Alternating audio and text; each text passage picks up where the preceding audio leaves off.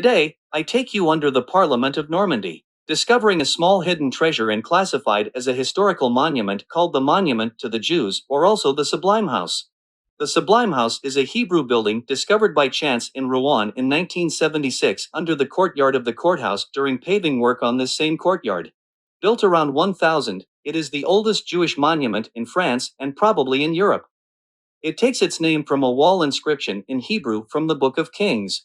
May this house always be sublime. Come on, let's go down a few steps to discover all this more closely.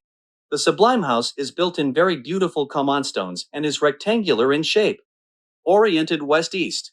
It measures approximately 14 meters in length by 9 meters in width. If you look around, you notice that the bases of the columns are decorated with patterns, most often geometric. Two of them, on the south wall, are carved with a reversed double-headed lion and a dragon. You will also have observed the thick walls of the Roman style. You will also note that only the ground floor of the building has been entirely preserved, the upper floors having been leveled during the construction of the courthouse, which began in 1499. But what was this place for, you will ask me? Well, according to some historians, it was a rabbinical school. Before finishing this visit, also appreciate the pretty arched and ornate door at the bottom of the staircase. If you wish to visit the Sublime House, I invite you to contact the tourist office located in front of the cathedral, whose contact details are in the description.